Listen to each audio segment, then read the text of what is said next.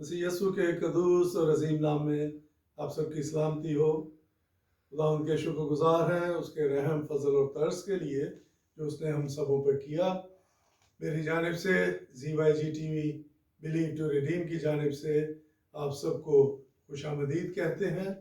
आज का खुदा उनका पाक कलाम जो आपके साथ शेयर करने को हूँ पाम संडे के हवाले से है, जिसे उर्फ आम में खजूरों का अतवार भी कहा जाता है। आइए अपने सरों को हम खुदा उनके हुजूर झुकाते हैं, दुआ करते हैं और खुदा उनके मुंह की बातों को हम शेयर करेंगे, सुनेंगे। आसमानी बाप, शुक्रगुजार हूँ तेरी दी हुई तमाम नेमतों, बरकतों, बख्शिशों के लिए। खुदा पाक खुदा शुक्रगुजार हूँ कि तूने मौका बख्शा कि तेरे लोगों के साथ तेरे पाक कलाम को शेयर कर सकूँ। खुदा मेरे ज़ुबान का, मेरे दिल का, मेरे दिमाग का, मेरे ख्यालों का ज़िम्मा ले और ऐ खुदा तेरा पाक कलाम जहाँ जहाँ खुदा पहुँचता है, सुना जाता है, देखा जाता है, तो खुदा अपने लोगों को बड़ी कसरत के साथ बरकत देना। और ऐ खुदा मिन्नत करता हूँ कि तमाम ज़रूरियात अपने लोगों की अपने गैबी खजाने से पूरी करना, हर तरह के दुख तकलीफ परेशानी रोग से मुश्किल से बचाए रखना। खुदा आसमानी बाप इस दुआ को सुनो कबूल कर, मांगते हो पा लेते हैं मसीह यस्सु के नाम से, आमीन। मेरे अजीजों, जैसा कि मैंने जिक्र किया कि आज पाम संडे के हवाले से खुदा उनका पाक कलाम आपके साथ शेयर किया जाएगा। पाम संडे जिसे खजूरों का अतवार भी कहा जाता है, और हम खुदा उनके पाक कलाम में से वो ख़ास हवाला जो है आज के दिन की मुनासबत से उसकी तलावत करेंगे। मत्ती की इंजील उसका 21वां बाब और उसकी पहली 11 आयत। और ये जो हवाला है इसका जिक्र मरकस की इंजील 11 बाब और उसकी पहली 11 आयत में वाक़या का पता लगता है। लूका की इंजील 19 बाब और उसकी 28वीं आयत से लेके 40वीं आयत तक भी इसी वाक़े को यहाँ पर बयान किया गया है। यूहन्ना की इंजील 12 बाब और उसकी 13वीं आयत से लेके 19वीं आयत तक इस वाक़े का इसमें भी जिक्र मिलता है। यानी कि ये चारों अनाजील में इस वाक़े के मुताल्लिक गवाही दी गई है और ये नहायत ज़रूरी और अहमियत का हामिल ये वाक़या था जिसको चारों अनाजील में कलमबंद किया गया, बयान किया गया। आइए खुदा उनके पाक कलाम में से हम देखेंगे मत्ती रसूल की इंजील 21वां बाब और उसकी पहली से लेके 11वीं आयत तक खुदा उनके पाक कलाम में यूं मरकूम है। और जब वो यरूशलेम के नज़दीक पहुंचे और जैतून के पहाड़ पर बैतफगे के पास आए तो यस्सु ने 2 शागिर्दों को ये कहकर भेजा कि अपने सामने के गांव में जाओ, वहां पहुंचते ही एक गदही बंधी हुई और उसके साथ बच्चा पाओगे, उन्हें खोलकर मेरे पास ले आओ। और अगर कोई तुमसे कुछ कहे तो कहना कि खुदावंद को इनकी जरूरत है, वो फिल फौर इन्हें भेज देगा। ये इसलिए हुआ जो नबी की मार्फत कहा गया था वो पूरा हो कि सहून की बेटी से कहो कि देख तेरा बादशाह तेरे पास आता है, वो हलीम और गधे पर सवार है, बल्कि लादू के बच्चे पर। बस शागिर्दों ने जाकर जैसा यस्सु ने उनको हुक्म दिया था वैसा ही किया और गधी और बच्चे को लाकर अपने कपड़े उन पर डाले और वो उन पर बैठ गया। और भीड़ में के अक्सर लोगों ने अपने कपड़े रास्ता में बिछाए और औरों ने दरख्तों से डालियां काट कर राह में फैलाई। और भीड़ जो उसके आगे आगे जाती और पीछे पीछे चली आती थी पुकार पुकार कर कहती थी, इब्ने दाऊद को होशाना, मुबारक है वो जो खुदावंद के नाम पर आता है, हाल में बाला पर होशाना। और जब वो यरूशलेम में दाखिल हुआ तो सारे शहर में हलचल पड़ गई और लोग कहने लगे, ये कौन है? भीड़ के लोगों ने कहा, ये गलील के नासरत का नबी यस्सु है। खुदा उनके पाक कलाम के पढ़े और सुने जाने पर उसकी बड़ी बरकत हो, आमीन। मेरे अजीजों, ये जो वाकया जिसका खुदा उनके पाक कलाम में से आपके सामने तलावत की गई, ये आज से 2000 साल पहले ये वाकया रूनुमा हुआ, जिसकी यादगारी में کلیسیا دنیا بھر میں جہاں جہاں کلیسیا موجود ہے وہ اس یادگاری کی عبادت کو کرتے ہیں۔ آج کے دن گرجا گھروں کو کھجور کی ٹہنیوں سے سجایا جاتا ہے اور کھجور کے پتوں کو کاٹ کر ان کی سلیبیں بنائی جاتی ہیں، اور مختلف اس حوالے اور اس واقعے کی یادگاری میں مختلف چرچز میں ٹیبلو یا اس کو ڈرامائی انداز میں بھی پیش کیا جاتا ہے تاکہ بچوں کو اور لوگوں کو یہ واقعہ کی یادگاری پہنچائی جا سکے۔ میرے عزیزو، اس واقعے میں خداوند یسوع مسیح نے اپنی سواری کا خود ہی بندوبست کیا۔ انہوں نے اپنے شاگردوں کو کہا کہ جاؤ، گدی ایک بندھی ہوگی اور اس کے ساتھ ایک بچہ بھی ہوگا، اور تم اسے کھول کر لے آؤ، اور اگر کوئی تمہیں پوچھے تو تم نے کہنا ہے کہ خداوند کو اس کی ضرورت ہے۔ اور ایسے ہی ہوا۔ دوسری اناجیل میں جب ہم پڑھتے ہیں تو وہاں پہ لکھا ہے کہ لوگوں نے پوچھا کہ یہ تم کدھر لیے جاتے ہو، تو شاگردوں نے جواب میں کہا کہ خداوند کو اس کی ضرورت ہے، اور وہ چپ چاپ رہے، اور شاگرد گدی اور اس کے بچے کو لے کر وہاں پر آ گئے۔ اور کلام مقدس میں جیسے ہم نے پڑھا کہ انہوں نے اپنے کپڑے اس کے اوپر ڈالے اور پھر مسیح یسوع اس پر سوار ہوئے۔ میرے عزیزو، لباس جو انسان ذبحً کرتا ہے وہ اس کی پسند کا لباس ہوتا ہے، وہ اس کی خواہش کے مطابق ہوتا ہے، وہ اس کی ضرورت کے مطابق ہوتا ہے، اور اپنے لباس کو اتار کر کسی کو دے دینا یہ بھی ایک بہت بڑی نیکی اور ایک بڑی خیرات ہے۔ اور اگر اسی لباس کو آپ اتار کر کسی جانور کے اوپر ڈال دیں یا اس جانور کے راستے میں ڈالتے جائیں تو یہ اس سے بھی بڑھ کر ایک آپ کی عزت اور ریگارڈ اس ہستی کے لیے اس کا اظہار ہے جو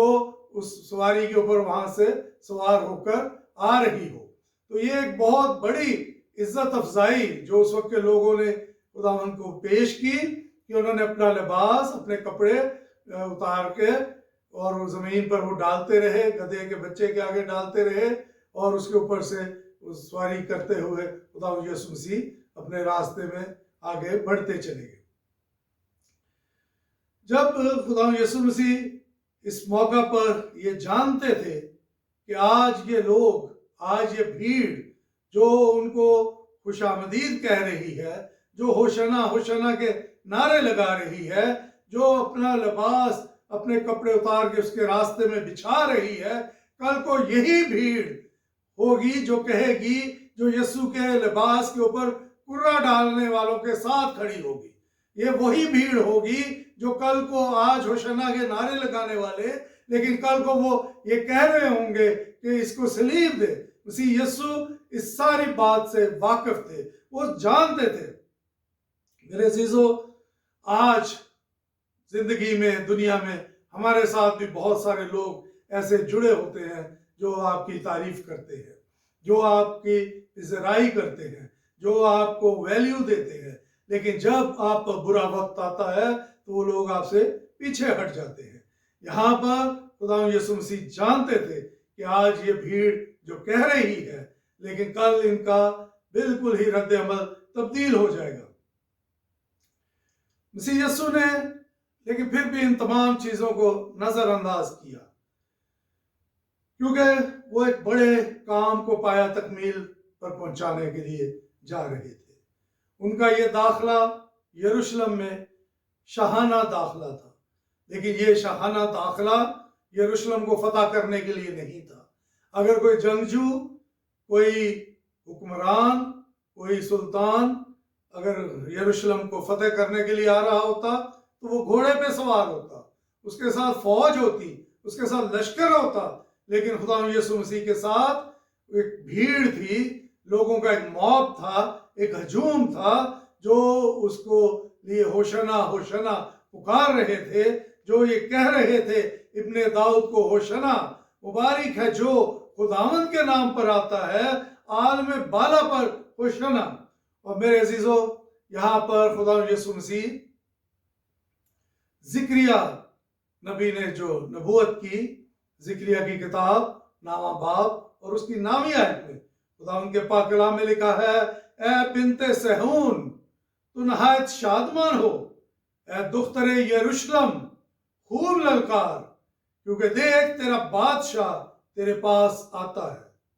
وہ صادق ہے، نجات اس کے ہاتھ میں ہے، وہ حلیم ہے اور گدھے بلکہ جوان گدھے پر سوار ہے۔ میرے عزیزو، مسیح یسوع کا یروشلم میں یہ شاہانہ داخلہ جو ہے وہ اس نبوت کی تکمیل ہے جو کئی سو برس پہلے زکریا نبی نے کر دی تھی کہ خدا یسوع مسیح یروشلم میں داخل ہو رہا ہے، اور وہ صادق ہے، وہ سچا ہے، اور اس کے ہاتھ میں نجات ہے، وہ حلیم ہے، وہ فروتن ہے۔ اس کی مثال ہمیں اس کی سواری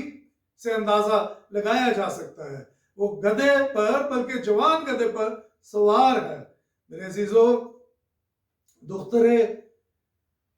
یروشلم بنت صہیون نہایت شادمان ہو، یہ وہی بھیڑ ہے جو ہوشنا کے نعرے بلند کر رہی ہے، جو شادمان ہے، جو خوش ہے، جو ہوشنا ہوشنا کہہ رہی ہے، جو عالم بالا پر ہوشنا کہہ رہی ہے۔ یہ وہی بھیڑ ہے جس کو زکریا نبی نے بنت صہیون کہا، جس کو دختر یروشلم کہا۔ میرے عزیزو، یہ وہ ہستی جو یروشلم میں داخل ہو رہی تھی، یہ انسان کا خدا کا وہ ٹوٹا ہوا رشتہ جوڑنے کو جا رہی تھی، یہ اس رشتے کو جو آدم کی نافرمانی کی وجہ سے ٹوٹ چکا تھا اس کو یہ جوڑنے کے لیے روانہ تھی۔ ایک دفعہ پھر کہوں گا کہ یسوع کو پتا تھا، یسوع جانتا تھا کہ کل یہ لوگوں کا سٹیٹمنٹ ٹوٹلی چینج ہو چکا ہوگا، کل یہ لوگ بدل چکے ہوں گے، کل یہ لوگ میری بجائے برابا کو مانگ رہے ہوں گے، برابا کی جو ڈاکو تھا اس کی آزادی مانگ رہے ہوں گے، اور میرے لیے کہہ رہے ہوں گے اسے سلیب دو، اسے سلیب دو۔ لیکن وہ نہایت حلیمی اور فروتنی کے ساتھ آگے بڑھتا گیا۔ اور میرے عزیزو، ہمیں اس محبت کو یاد رکھنا ہے جو خدا یسوع مسیح نے ہمارے لیے کی، ہمیں اس پیار کو یاد رکھنا ہے جو خدا یسوع مسیح نے اپنی جان صلیب پر دینے سے دریغ نہ کیا، اس پیالے کو جو انہوں نے کہا کہ اگر ہو سکے تو یہ پیالہ ٹل جائے، لیکن انہوں نے کہا لیکن میری نہیں تیری مرضی پوری ہو۔ وہ باپ کے ساتھ فرما بردار تھے، وہ باپ کے ساتھ تابع دار تھے۔ میرے عزیزو، آج بھی لوگ معجزات کو دیکھنا چاہتے ہیں، آج بھی لوگ اچھی زندگی کی اچھی نعمتیں چاہتے ہیں، آج اس وقت بھی لوگ جانتے تھے کہ مسیح یسوع لوگوں کو بھوکوں کو خوراک فراہم کرتا ہے، اندھوں کو آنکھیں دیتا ہے، لوگوں کی مدد کرتا ہے۔ آج بھی لوگ اس سے شفا چاہتے ہیں، آج بھی ہم معجزات چاہتے ہیں، لیکن جیسے ہی حالات مشکل ہو جاتے ہیں، جیسے ہی حالات ناساز ہو جاتے ہیں تو لوگوں کا ایمان متزلزل ہونے لگ جاتا ہے، لوگوں کا ایمان ڈولنے لگ جاتا ہے۔ آج ضرورت ہے کہ اس ایمان کے بانی کامل کرنے والے یسوع کو تکتے رہیں، اپنے ایمان کو مضبوط رکھیں، اپنے آپ کو متزلزل نہ ہونے دیں۔ اور آج بھی ایک ایسی وبا جو دسمبر 2019 سے اس دنیا میں وارد ہوئی اور ابھی تک اس کے پنجے جو ہیں اس نے دنیا کو اپنے پنجوں میں جکڑ رکھا ہے، ابھی تک لوگ اس سے آزاد نہیں ہو سکے، ابھی تک دنیا میں پریشانی ہے، ابھی تک بیماری ہے، ابھی تک اس وائرس کی وجہ سے اموات ہو رہی ہیں، لاک ڈاؤنز ہیں، دنیا کی معیشت تباہی کے دہانے کو پہنچ چکی۔ لیکن میرے عزیزو، آپ اور ہمیں اپنے منجی کے حضور جھکنے کی ضرورت ہے، ہمیں اپنا ایمان، اپنی آنکھیں، اپنی نگاہیں، اپنی سوچیں اپنے منجی خدا یسوع مسیح کی طرف لگانی ہے، اس سے رحم مانگنا ہے، اس سے برکت مانگنی ہے، اپنی غلطیوں کو، اپنی خطاؤں کو، اپنی گناہوں کو خداوند کے حضور لے کر آنا ہے اور توبہ کرنی ہے، اپنے آپ کو خداوند کے حضور اپنے دلوں کو کھول دینا ہے تاکہ ہمارے گناہ چاہے کرمزی بھی ہوں تو خدا یسوع مسیح اس کو اپنے لہو سے